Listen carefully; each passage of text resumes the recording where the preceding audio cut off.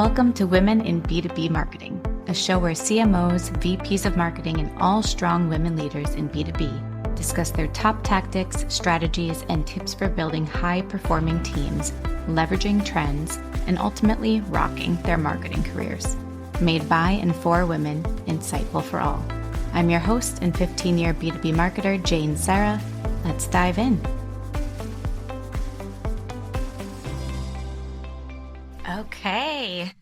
Hello, everybody. Thank you for tuning in, and a big welcome to Jen Capstraw, today's guest on Women in B2B Marketing. Everybody, welcome Jen. She is, for the last 2 years, has been fractional evangelist at her own company, Idea Empire. She's also very well known as president and co-founder of Women of Email, and co-host and co-creator of acclaimed podcast, Humans of Email, which everybody should tune into. I will be tomorrow. So everybody listen on in and welcome Jen. Thank you so much for joining. I'm so excited to chat with you today. Thank you for the plug, Jane. Appreciate it. Always. And it'll be in show notes, everybody, too. Quick links. Amazing to have you. But let's see, what I'd like to start out with is kind of typical interview style. Let's get some background all about Jen and how you got into email marketing and everything in B2B. But I saw through some LinkedIn stalking that you started out in media and reporting. Is that accurate? Did I take that right? Journalism? Yes, I worked in radio and TV right out of school, and I spent about 5 years on that career. So once upon a time, I was the Virginia lottery ball babe. Wow. And I was a traffic reporter. I was a news reporter. I had my own morning show on a 100,000 watt station in the Savannah market. I worked in the Richmond market. And I actually, by the age of 25, I was assistant news director of a 7-station radio group and the recipient of 6 Associated Press Awards for excellence in journalism. And then I quit it all for a career in email. 2002, sent your first email and it changed your life. It did, but I certainly didn't realize it at the time. And the email that I sent in 2002, I was at a nonprofit at the time. It was so ugly. Did you stumble across the article that had a screen grab of it? Because I have the HTML. It's horrendous.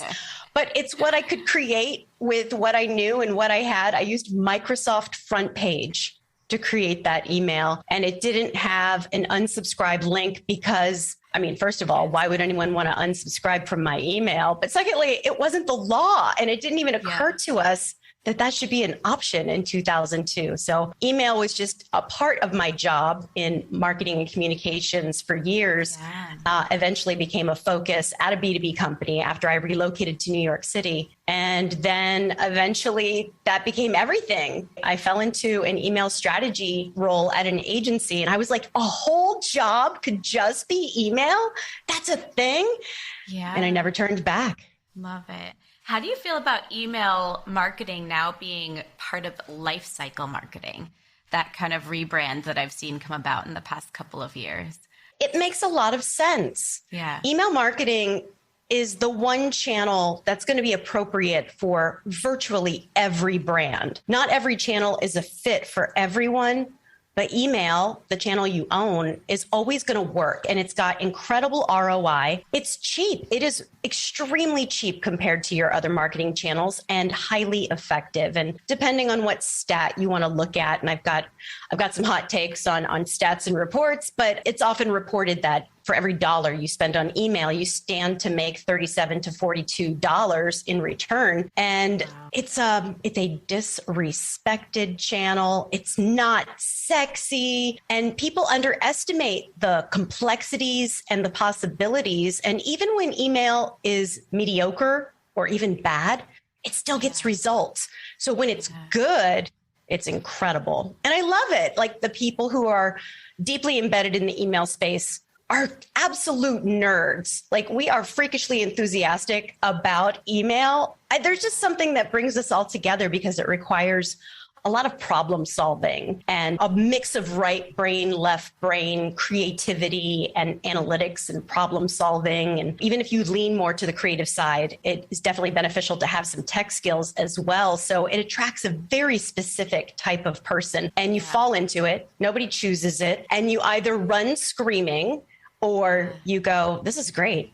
I love this. Let me keep doing this. And that's what happened to me. So true, because you don't, maybe now they do. I haven't checked in a while, but you don't really go to school for email marketing. Now they are. Back when I was in school, there wasn't even digital marketing classes, but now there, of course, is that, but it's very general, broad. They probably touch on email to a degree, but you're right. I do think it's often disrespected, which is ironic because it's probably the only marketing channel that everybody utilizes.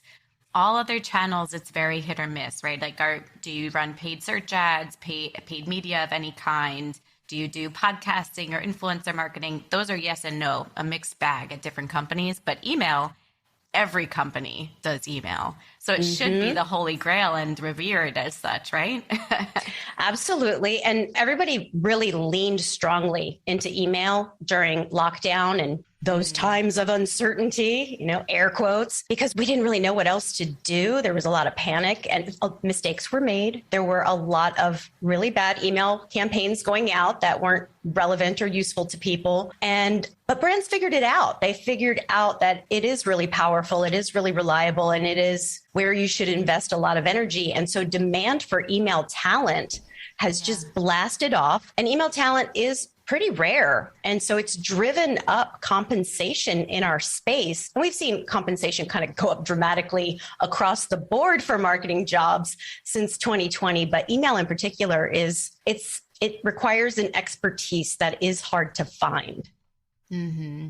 Do you find, because I've seen this myself a little bit, but do you find it easier to push for or more growth, I guess, in B2C in that world for email marketing, where it's definitely a necessity to have a dedicated person on email or team, versus in the B2B world, I've experienced, at least personally, that it's a position to fight for because it's kind of known as something someone else can handle email on the team. It doesn't have to be a dedicated person or team for email. That's what I've seen. But is that accurate, or do you think it's just an outlier that I've seen, or definitely a bigger market for email marketing in B2C?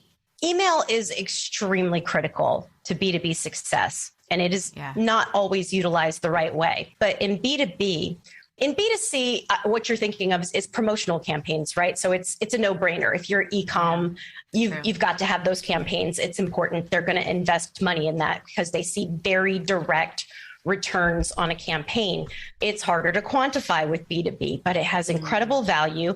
And B2B companies are going to run the gamut from like very small, very minimal budget to like huge, sophisticated SaaS companies that often will have that dedicated email talent, or someone who is at least tasked with lifecycle marketing and email being the majority of that, or CRM in email being the majority of that. So it kind of runs the gamut. And people who are at some of these smaller companies in less sexy verticals, they tend to be generalists, right? That those companies are not investing a ton of money into marketing. They are looking to sales to really drive conversions and the big dollars. And sometimes they're just not utilizing email to tee up those leads for sales, to find those leads, to identify them, to nurture them, and to get them into sales's hands ready to go. So, and then there's also the power struggle, right? In certain environments, sales and marketing are not playing nice. They feel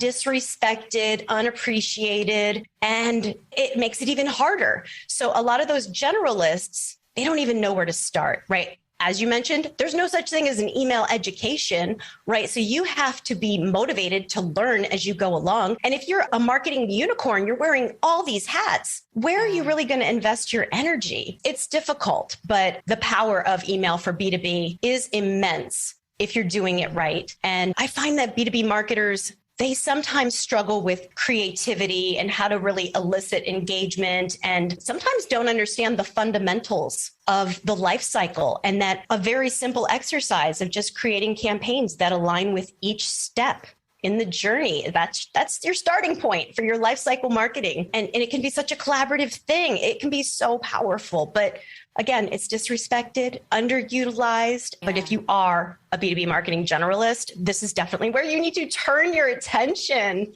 And also, since you can't necessarily directly tie a big win back to email, it's a contributor, right? You're working in tandem with sales. Yeah. That often is also an obstacle. Sales accomplished something, but can we quantify the marketing impact on that? It's difficult to do.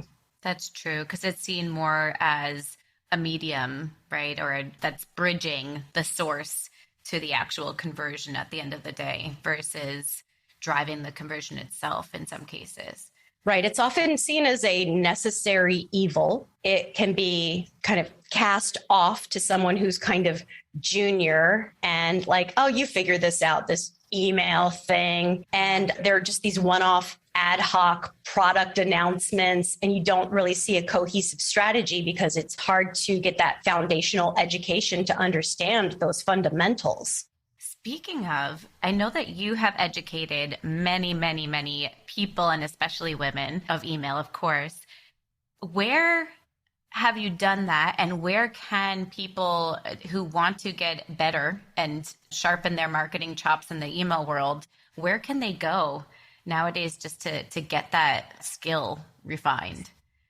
I have been presenting 3 and 4 hour email workshops since 2017, and the majority of them have been with Digital Summit. So if you go to digitalsummit.com, you'll see all of the upcoming events they have for 2023. I am stepping back while I'm taking a little sabbatical right now. So I don't have any workshops on the calendar currently, and it's TBD when I'll be going back to that. But I would definitely check out Digital Summit. I have presented in dozens of cities since 2017. Michael Barber, who's another incredible thought leader in the email space, also has presented a number of workshops for Digital Summit, and he may be presenting this year and beyond. I'm not really sure, but they know at Digital Summit that people are just jonesing for that email education. And so they are prioritizing email content. So I would look there. And I've done a lot of private workshops, both virtual and live. And those are really fun, especially when they are intimate. So I was working with an ESP,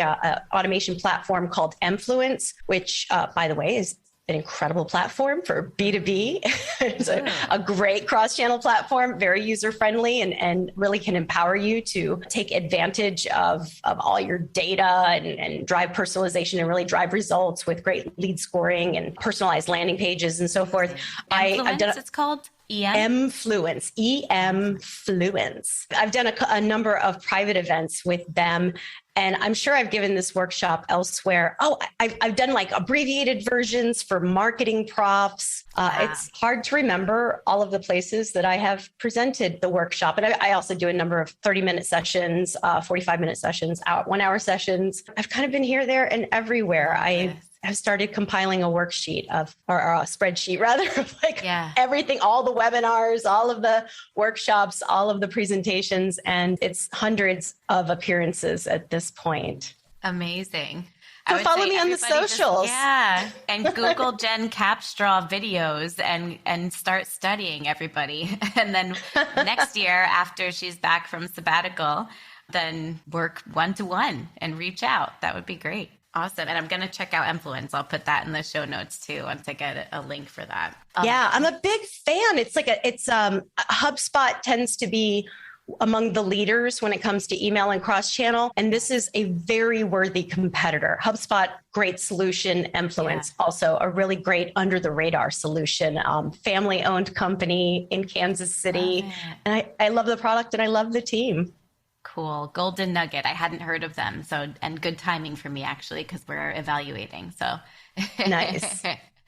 There's 2 things I want to dive into that you just touched on, and then a million more things, of course. But I read in something online, some article that where you were interviewed on the importance of investing in yourself And when you're talking about Digital Summit and conferences that you're speaking at, and I'm sure that you attended as well, even before you were speaking there, can you talk to us a little bit more about that? Because I am sure many struggle with that, of investing in themselves, going to these conferences out of pocket or not, and what you actually can gain from that, and why we need to go to more conferences and events and learn always.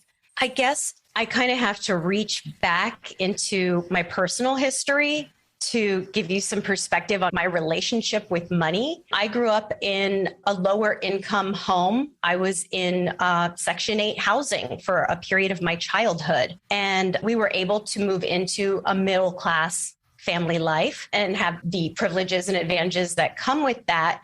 But having a parent that had nothing at certain points in my mom's life, it drove a certain mentality toward money, and that it is something to be hoarded and not something to be spent, and that spending it on certain things is unwise. Things like paying your own way to go to a conference. That's unwise because your employer should be paying for that. And yes, in an ideal world, your employer should be paying for that. They should be nurturing your growth as a professional. But we all know the reality is sometimes there's no budget for that, or sometimes they won't even consider budget for that. And so what do? Do you just not take advantage of the opportunities to learn and to network and to accelerate your career because your employer is not paying for it? Who are you hurting by making that decision? And so then in my early 30s, I was actually in a really devastating accident. I crushed my right ankle and my left wrist in a moped accident. It was a head-on collision with a minivan. And I was out of commission for months. I did not come home for months. I lived in hospitals. I lived in nursing homes. I had multiple surgeries. I had to learn how to walk again. And I ended up, the company I was working for, and it was a B2B company. I was leading like a whole new website and email project for them. I'd actually just completed when the accident happened, and it was automated and it was running and becoming successful in my absence. And I was on food stamps when I came home because my company didn't have a disability insurance policy. And so I made no money during that time that I couldn't work. And I was really struggling, and I couldn't perform certain tasks. I couldn't clean my home. I couldn't do my laundry. I couldn't go grocery shopping. And this was 12 years ago, coming up on 13 this year. And I was in a financial mess. I also was left with $30,000 in debt from a divorce a couple of years earlier. So I'm in this financial mess, and the debt collectors start calling, and the hospitals and the nursing homes and all the medical providers want their money. And it felt very unfair and devastating. But one day I woke up and I had this kind of light bulb moment. Like, I want to be happy. I want the happiest, most fulfilling life I can have for myself. And I'm responsible for that. Nobody's coming to fix this for me. There's not going to be a relief because I've faced so many unfair things. And so I made a plan to fix my life. And I made a spreadsheet. I downgraded my lifestyle. I found a job that paid better. I lost that job that I was hell bent on finding one that paid even more than that one because I had been undercompensated for so many years. But during that period of unemployment, after I thought I was getting on my feet and on track, and then I had this setback where I lost my job within 90 days of starting it, I still needed more physical therapy. I could not walk downstairs forward facing. The only way I could get downstairs at that point in time was sideways. And that is not the life I want to live. I wanted to have a normal life. I don't want people to look at me on the streets, and they were looking at me. That's a whole story in and of itself. So because I had the time, but I didn't have health insurance because I had lost my job, I paid out of pocket to learn how to walk down the stairs. And how do you put a price tag on learning to walk downstairs? Well, I can tell you the price tag was $13,000. Wow. That is what I paid out of pocket to learn how to walk downstairs. Now, most people would say, well, if my insurance isn't covering this or I don't have insurance, then I'm simply not going to do it. Right? Life is unfair. I am a victim. These are my circumstances. This is what I'm stuck with. And I am relentless, and I'm not going to let anything stand in my way if I put my mind to it. And I wanted to walk down the stairs. Yeah. I had credit. So I just put it on a credit card. And that was really the beginning of a whole new perspective on what is money and what is it for. And there's value in spending it on yourself. So I can walk down the stairs. Most people cannot tell that I have a physical disability. Wow. And sometimes when I am on a stage, I am in excruciating pain, but I'm doing what I love. Yes, to this day, it is a permanent injury. And it's called a pilon fracture, my ankle injury. It's very rare. It's something that like rock climbers get when they have a fall. Wow. I'm in a support community. The most athletic people in my community, my support community for this injury, they will often amputate electively because it gives them more physical freedom to pursue their passions. I was on the brink of potentially being amputated. They always try to salvage the limb and see if you can have a more normal life because most people don't want to be missing a limb. And I was not supposed to recover at the level I did. But again, I just kept spending my money, going to physical therapy. And whenever I felt there was an opportunity to make gains, I spent the money.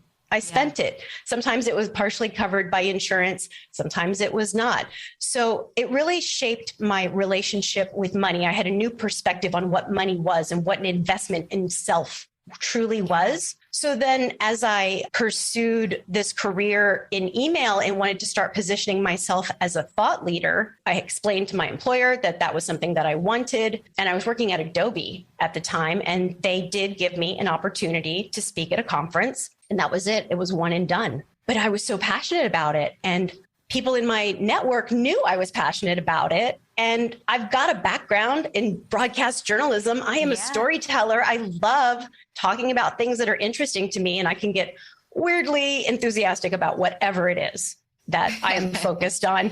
And so, I feel like I do have a talent for getting people excited about email, but I didn't have those opportunities. Adobe was like, well, we're not going to spend money on you speaking and attending conferences. So, but they said you can do anything you want on your own time and on your own dime. And so I started taking advantage of these opportunities and paid out of pocket to build my credibility, to build my experience, and until I became in demand.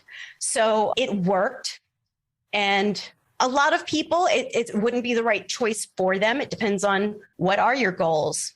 What do you really want to accomplish, and what is it worth to you? If you spend X amount of money, what is the potential ROI on that? It's just like your marketing campaigns and the technology stack you invest in. If I spend X money on this, what do I stand to gain in return? And what I stood to gain in return was a career as a MarTech evangelist, which paid a heck of a lot more than email marketing strategy. And it was a huge goal. And so it got me there. I made the investment and the ROI followed.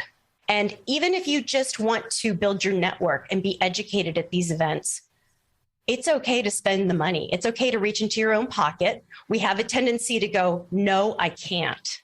Yeah. And in most cases, you can. Women of Email does have a scholarship program where we work with conference organizers to distribute free passes to select events that we partner with. And we have an application process. We prioritize people who are from marginalized groups or people who have a needs-based situation. And we distribute those passes. And we also match speakers with opportunities as well. And we're trying to help women get more access to those events. But it's difficult, right? Because sometimes the cost of travel can be a lot. And we struggle with that idea of spending money because maybe it's women more than men. It's just really been hammered into our head. You don't spend money on that. That is wasteful. It's not. It's just like, it's spending money on your college degree or some kind of certification. It is an investment in self. And one event, just one event, even as an attendee, can radically change the trajectory of your career. If you network effectively, you make some personal connections, you learn something new, you feel really inspired, it can go such a long way. And I feel the same way about resume writers and career coaches. Spend the money because the ROI is absolutely there. Yeah. It's multifold, right? It's that you go there to learn because there's amazing speakers like you, especially the hands-on workshops where you can really get into something and come out just more advanced in whatever skill you are working on. And then, of course, to network and meet people, that has become so huge in building your own community, which we can get into more. And then see if you're interested in becoming a speaker as well. You have to learn how and follow and learn who you want to follow and admire at these events and see firsthand what to do, what not to do, and meet people to become a speaker at the next opportunity, right? So you have to go there, and that's the first step to trying it out. Or even virtually, if you don't physically, then there's a lot of good virtual shows as well where you can start to test that out, still get the learning piece. Some have some pretty okay networking components online, but it's a little harder than when you're in in-person events for sure.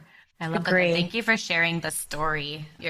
I'm sure you have many, but it's amazing how your relationship with finances changed from that. I hate to say that expression that everything happens for a reason, because some things you just can't really tie that, right? But this event just formed who you are today and changed their perspective on so many things that brought you to where you are today to help other people see this differently as well and learn to invest in themselves. Because you're right, if you don't spend the money on yourself, where does it go? Think about priorities and where you should really be thinking first about your advancement. And ROI doesn't have to be directly tied one-to-one, right? Where you're looking at the dollars that come in and out. It's an investment over time. In a lot of ways, in building your personal brand and just your experience, and it'll come back tenfold over time. Absolutely. And if you are passionate about speaking and you find yourself in a situation where an organization is not going to pay you for your time to prepare that content, to present that content, or they're not even going to pay your way, your travel, that is definitely an obstacle. And that has been the industry norm. And event organizers have been kind of capitalizing on free talent for a very long time. And that is the reality of where we're at right now. I am doing my best to start advocating for change with the organizers that Women of Email partners with. There is an event called Unspam that's put together by Really Good Emails that has normalized a $1,000 honorarium for speakers plus their travel expenses. And so we are trying to help be a part of industry change and start getting speakers some level of compensation, or at least a break-even financial situation if they are creating and presenting content. I mean, to be honest, it's not fair right now. It's really not. I struggle with the idea of, have I been complicit in normalizing this? And that's something I'm grappling with right now. But I am making it a priority to help normalize that and to help bring and cultivate that change. But it is going to be slow going. And so I would, again, encourage people to give consideration to reaching into your own pocket. If this is something that's a priority to you, if this is something that is going to give you some credibility that takes you to the next level, or an educational experience, a networking experience that could kind of take you in a new direction, do it. Spend the money. No, it's not fair, but this is where we are right now. So work with what you've got. And you could potentially become part of that movement for change once you do start developing that visibility and credibility. Yeah, I love that. And similarly, because we've touched on this a few times, and I want to get into Women of Email community. There's so many. And tell me, with Women of Email, is it a paid community or is it free for membership? Because there's so many communities out there right now, so many amazing ones that I've recently joined. And there's a lot of big paid players, and there's a lot of new starting out membership communities that are free to join. And there's a whole gamut in between. So if you tell me a little bit about Women of Email, and again, what should people consider when investing in themselves on a community side too, in addition to events? Women of Email is free. I would not discourage anyone from paying for a premium community. It could be a very worthwhile investment. It may or may not be in your budget. Yeah. Find out if you have contacts in those communities and if you're really going to get value out of it. But if it seems like a really good fit, it's okay to spend the money. And so no disrespect to any of those communities. Women of Email was identifying a problem where women were disadvantaged as in the industry. There's a wage gap. There was a lack of representation of female thought leaders in a niche that is about 50-50 split between men and women. So there's no explanation for why men were dominating the conversation other than they were speaking up, they were stepping up, probably due to how they were socialized. And event organizers, that whenever they're men, their network tends to be male dominated. That's who they're going to be placing. And they're not necessarily thinking about gender diversity, or at least they weren't back then. And we saw that like women really needed a hand in getting greater visibility. The wage gap is predominantly, the biggest problem is that women are not ascending to the most senior levels of leadership. It's called the broken rung theory. So you're not ascending in many cases beyond the manager level. So once you get to manager, you see fewer women getting to director, and then you see even fewer women getting to VP, and then you see even fewer women getting to the C-suite. And so that is the biggest contributor to the wage gap in the email industry, more so than men simply negotiating more money than women. And so the women who really needed women of email the most to be networked and to feel supported and to have opportunities right in front of them, such as speaking at these events, attending these events, attending meetups and so forth, they don't necessarily have the funds, right? They are already disadvantaged. Wow. And so why should they have to spend more? So we have been operating on donations since our founding. Well, I've actually personally funded our operations for the first couple of years, well, the majority of them. And then we started doing some fundraising. So it is free to everyone. We feel like the industry should pay for this. The industry has a stake in advancing DEI in the industry. So let them pay. These tech companies have money, right? Yeah. And of course, we accept donations from members and allies. And ironically, our biggest donors are men or companies led by men, and men making the decision to make those donations. So we would not be where we are without the profound support of our male allies. So to answer your question, it is free. It is absolutely free. We are best known for our Facebook group and the community there, but we have a lot of programming as well. And you have to complete a profile on our website in order to get on our mailing list and to be aware of the programs that are available to you. And again, because it is completely funded by donations, it is also currently volunteer run. So that means we do what we can with what we've got. Yeah. And I have a vision for so much more and making some changes over this year to help get us there. It's very much a work in progress, but we relaunched our live meetups. We are always placing speakers at conferences, webinars, and other events. And every now and then we get those scholarship opportunities. So if you want to have visibility to all of that, or we've also had some webinar programming that was career oriented. If you want to be on the list for that, you've got to complete your member profile. So do that, but you can take advantage of our community on Facebook without doing that, if that's your preference. Amazing. I just joined the Facebook group. I think it was this week or last week. And it's one of those rare few where there's a lot of engagement with really smart people who you want to learn from. So I definitely recommend everyone in email check it out. Lots to learn from everyone, from Jen and from everyone in the community. Very, very cool. Yeah, and it is hard to cultivate that level of engagement, especially over the long term. Believe it or not, I have been in leadership positions in virtual women's organizations going back to 2001, before we even used the word community to describe that. So I got involved with a virtual alumni chapter for my sorority.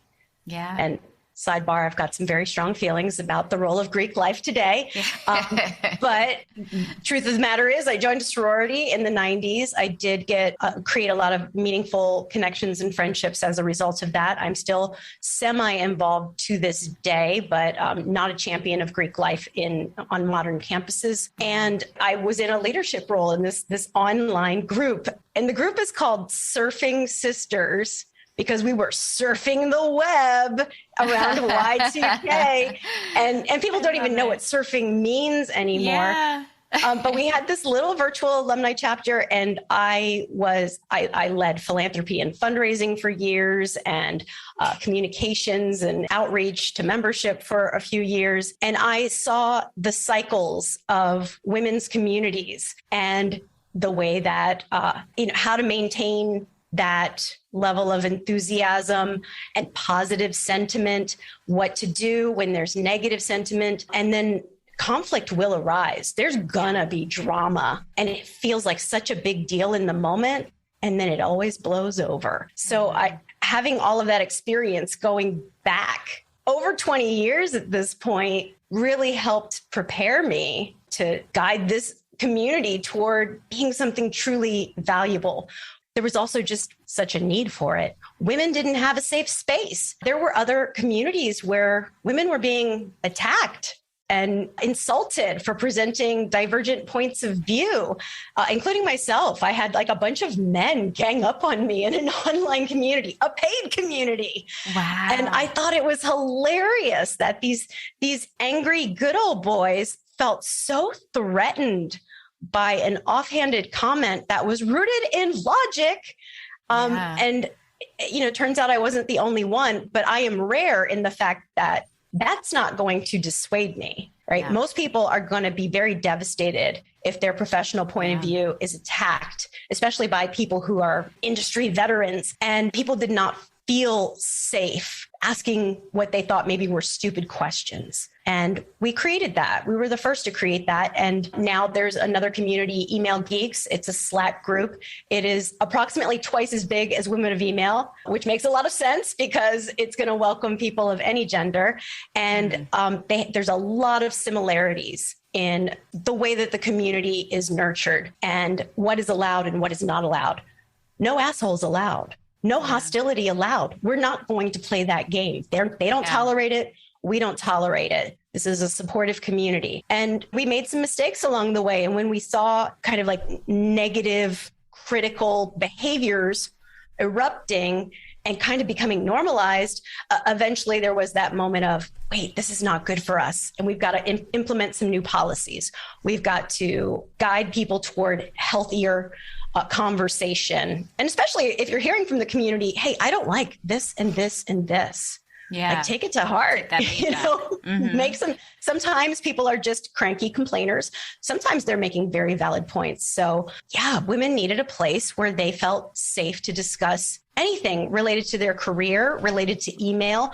We even allow off-topic conversation. It's not not allowed to talk about literally anything in our community. Yeah. And unless it gets completely derailed, then there's no reason for us to implement a change to that. So we actually have not been talking so much about women's issues lately, which has me thinking I need to start introducing more of those conversations. It's gotten really focused on job seeking in this moment. So conversations are very cyclical in communities. They just kind of evolve with time. Yeah, interesting to see that. And have you ever had to kick somebody out of your community? Or do you try to coach them through how to interact with the community first? I'm trying to think. I don't think we ever removed anyone, but we have had people remove themselves. Okay. And it was in response to their behavior being corrected by the community. Yep. And they have just kind of stepped away. Leave in a huff. Yep. Sometimes in a huff. Dramatic exit. Sometimes very dramatic exits. But I don't think that we have ever removed anyone. If we did, it was because they were soliciting via DMs. Fair. I'm not sure if we ever pulled the trigger on that. We may have, but we've never, and that's not cool, right? You can't just go like, oh, I can see that this person is talking about looking for a new vendor. I'm going to cross-reference their name now on LinkedIn. Now I'm going to slide into their DMs and try and sell them a marketing automation solution. That's not okay. So if we have removed anyone, it was for that. And I haven't had any sales complaints probably in 2 years at this point. But just violating the rules of the org, I don't think, outside of solicitation, I don't think we've had to remove anyone that I can think of. Amazing. I mean, that speaks volumes to the quality of the community that you've built. One other thing I want to dive into that you just touched on, and it goes into a story that you planted a seed on before we went live, about confronting a boss that ended in you getting fired. But you mentioned just in this story just now that you got into a scuffle, let's say, online in a community, a paid community, where it was the good old boys versus your comment that just sparked what, like wildfire. How do you thicken, or how can we thicken our skin to be able to deal with that the way you did, where you were able to just hold your own and discuss logically your side of things, and now have this story, but it didn't break you down or make you second guess yourself? How do you thicken that skin? And I'm sure that will lead into this story that I want to hear all about. That's a good question. That's hard to answer because I have irrational self-confidence. I've got that freakish self-confidence of a mediocre white man in America. And there is no explanation for it. But because I had some disadvantages as a kid, as a teenager, I discovered pretty quickly that things did not fall in my lap. Nothing was coming to me easily. And if I wanted something, I had to stand up and say it. And I just never stopped. And I get pushed back and I get knocked down and I do not get what I want most of the time. But for some reason, there's just something relentless in me that does not take no for an answer. Now, I am open to other points of view. I want to learn from other people, but the problem in that specific instance where I was being attacked in this community was that I was a newcomer at that point, and they were hostile to anyone who was not them, right? They did not embrace new ideas, new points of view, new people. There was this sense of exclusivity when the world was trending toward inclusion. And I have discovered that I learn from the people who are younger than me. I don't learn anything from the people who are older than me at this point. They're not innovating. They don't have fresh perspectives and new points of view. It's the millennials that I've been learning from, and now Gen Z that I'm starting to learn from, because they see things through a whole new lens. They bring a whole different set of problem solving with different perspective to the table.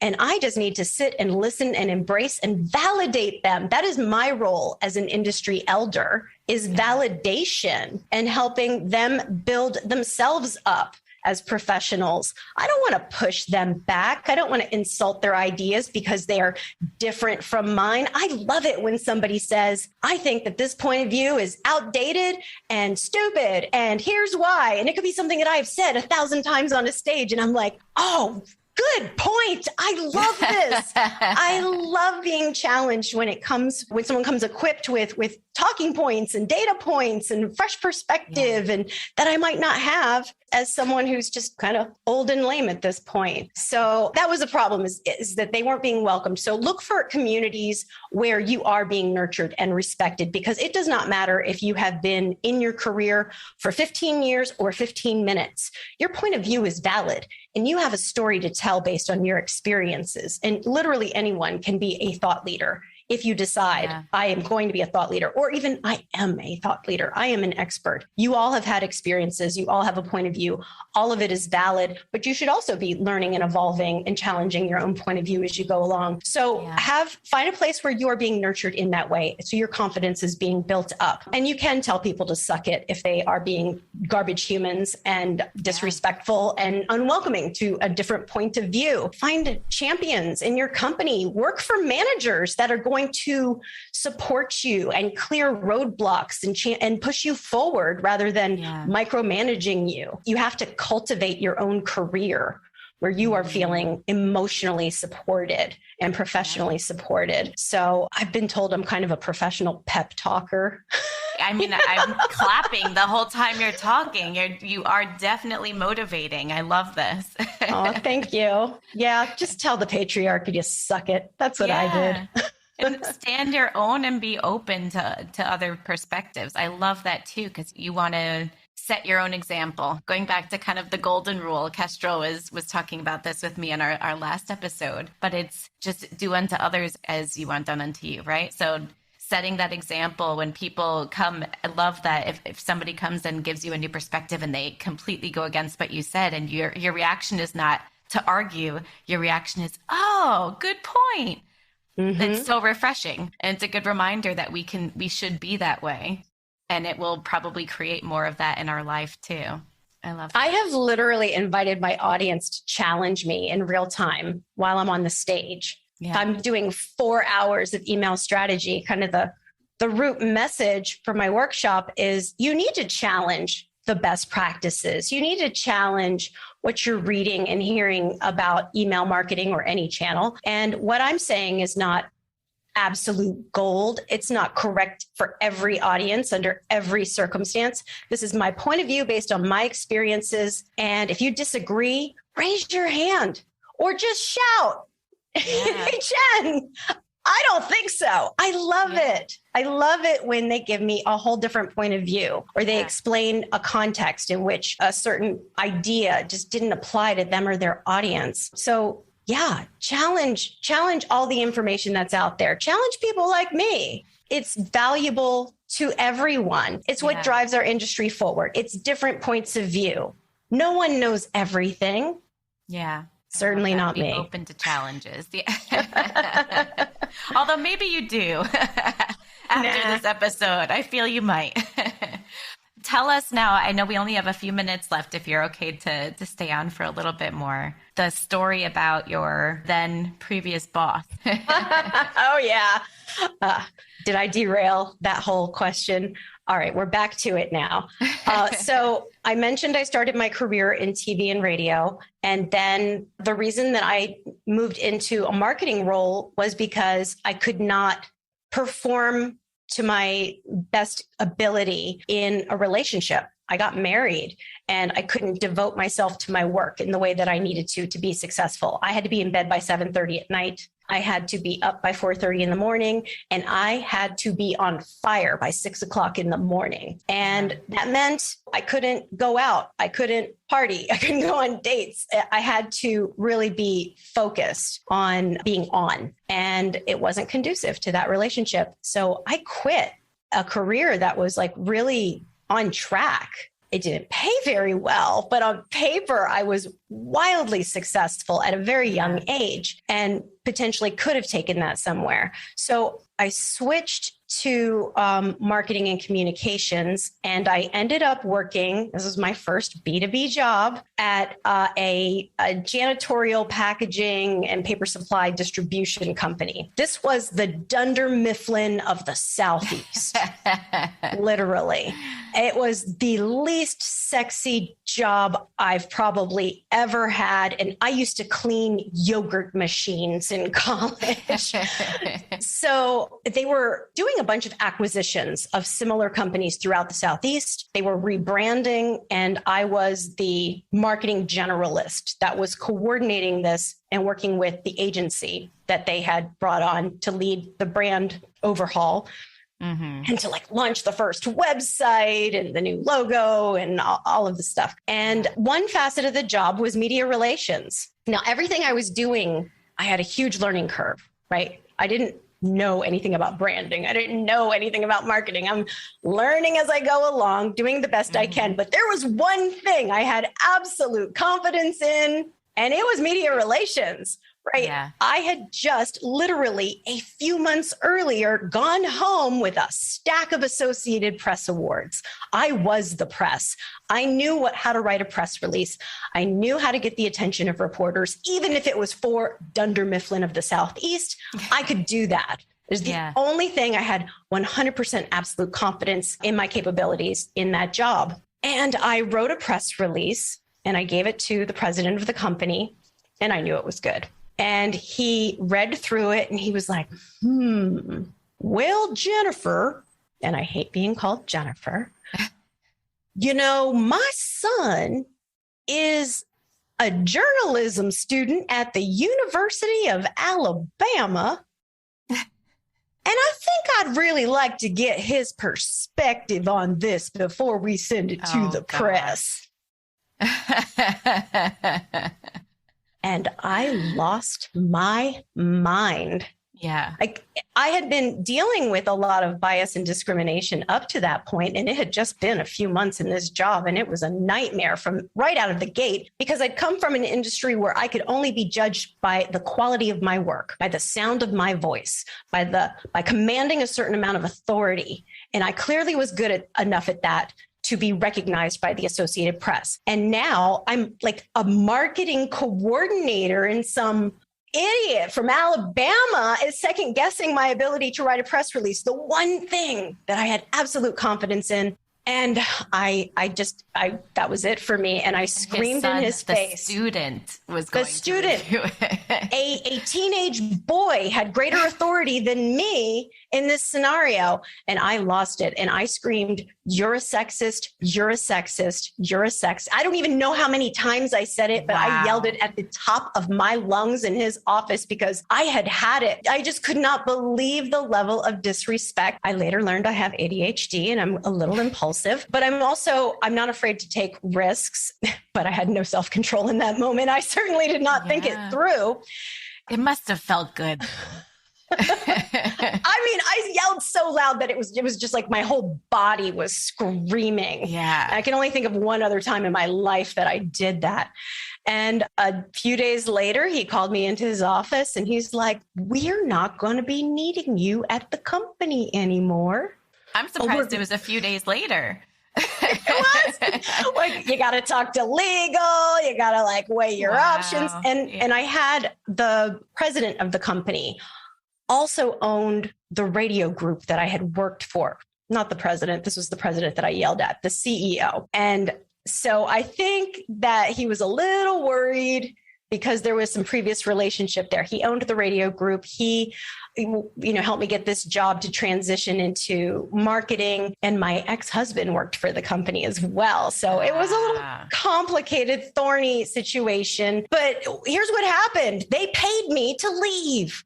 Wow. They're like, "We're going to make this easy for you. Here is money." And to avoid probably a legal situation after. Yeah. Wow. And it doesn't even matter if under any circumstances you leave a company unwillingly. There's always an opportunity to negotiate a little bit of money on the way out the door under any circumstances, even if they're extremely positive, depending on the company. And that is when I learned I can get paid to go away. And I have no regrets. Now, I was really devastated and frightened to be unemployed, but I do not regret doing that. And that's probably surprising to a lot of people. I have no regrets calling out injustices. Yeah. And it's something that I've done in the email industry. And certainly there are people that find me threatening for that, for threatening the status quo, disrupting power structures, introducing new ideas to the industry, and elevating a lot of diverse thought leadership talent, including myself. Right? Yeah. Different points of views, and really pushing companies toward inclusion at their events. Let's see, we normalize gender diversity on stage in short order, like within a year of launching Women of Email, that became normalized. So people who are upholding status quos are going to feel threatened, but the world needs lunatics like me who are just going to speak their truths and are incapable of doing anything else. I do not recommend that everybody scream at the top of their lungs at anyone. And sidebar, my now ex-husband, we didn't speak for over a decade. He called me during lockdown and he wanted to tell me I was right. I was right. I did deal with discrimination in that job. I did suffer from bias in my career during our marriage, and he had privilege that I did not. And then he mansplained privilege to me, which was, wow, that was something special. But it took him 20 years to recognize what had truly happened and to validate my point of view and to not blame me for having an absolute freak out. Yeah. Wow. I mean, Jen, the number of times that you've given me goosebumps on this call is great. I don't know if you know the podcast, Marketing Millennials. It's also a community, but the host there always says stories or it didn't happen. You are 100% stories. You have a story for everything, and I love it. Thank you for Well, sharing thank so you. much today. I appreciate it so much. I have a million things I want to dive in more here on this paper full of highlights and notes, but one last thing just to respect your time. What is one thing, I'm excited to hear this, that you would tell your younger self if you could in relation to your career or marketing or email specifically, however specific you want to get? What would you tell your younger self just getting into sending that first email in 2002? I want to validate that poor girl. you know, I, I had a certain sense of self and an idea of what was righteous in this world as a young person. And it was kind of beat out of me over time. And I started subscribing to status quos. And then somehow after my divorce, I 180'd. I came back and I came back swinging. So Jen, young Jen, hot-headed Jen who screams in men's faces, I would tell her, girl, you're right. Don't second guess it. And I always had huge ambitions. I would encourage myself to dream even bigger.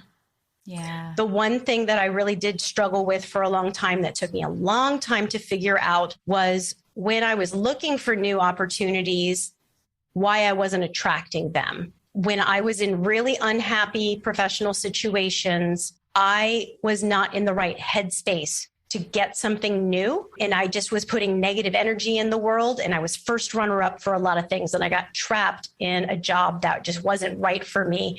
And I was in this downward spiral. If I felt that I could just walk away and take the time to improve my headspace and to become more positive about finding new opportunities, because I knew that I had talent.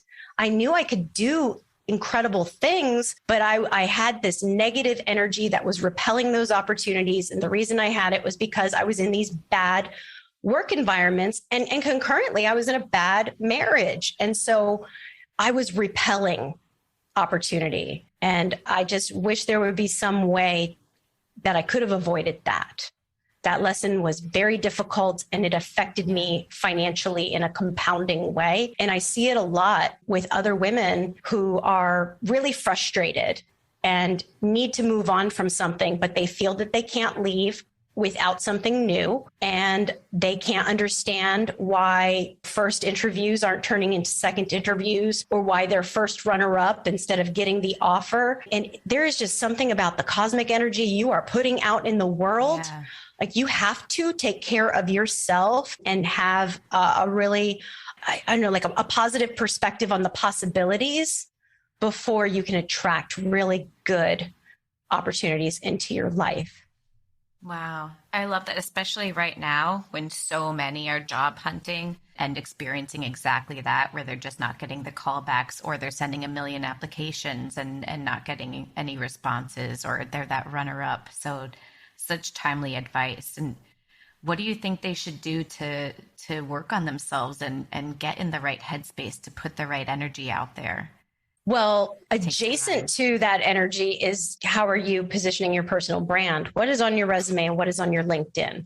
And as marketers, like we're pretty good at creating a good resume, but women of email members know that I will just never stop telling people to outsource your resume creation to a professional. And it is a lot of work for you. You're not just like handing it over to someone to spice it up. It is a very interactive process. And you actually start realizing how many successes you've actually had, because they're challenging you to detail your contributions so that they can spin it into the value you can deliver to a new company. So outsourcing to a resume writer, it's going to produce a better resume. It's going to get you more interviews. It's going to get you faster interviews. It's going to get you opportunities with better companies. And the ROI is there. It's one of those things you should invest in 100%. And they can be expensive depending on your professional level, like up to $1,000 potentially, but much cheaper if you're earlier in your career. And that exercise actually, man, it'll make you feel good. You look at your new resume and you're like, damn, I am a baller. So that is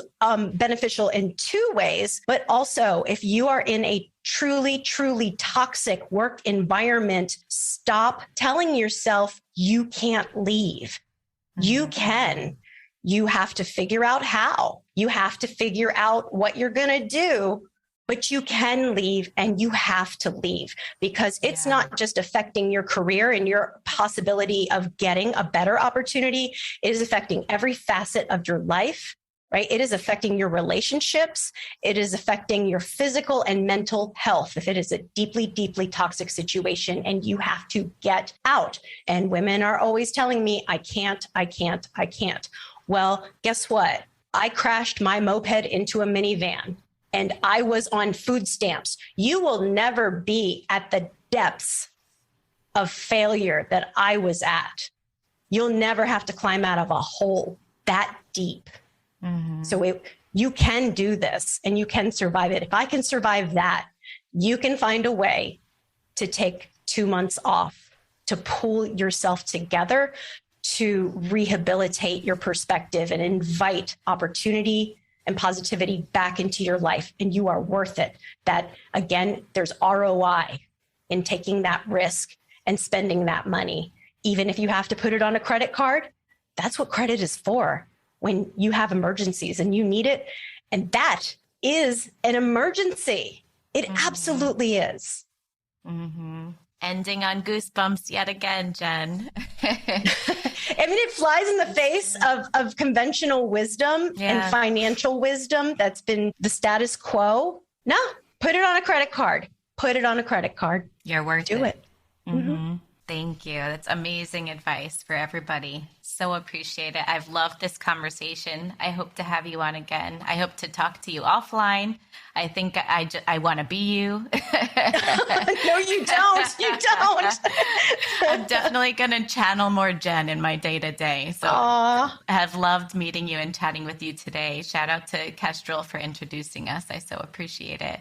And thank you for just spreading your wisdom. She is. But thank you. Thank you so much for joining us today, Jen. Thank you, everyone, for listening. Remember to like, subscribe, download, share a friend, review. Any love you can share. We appreciate it at Women in B2B Marketing. Thank you, Jen. Thanks, Jane. We'll see you soon. Bye-bye.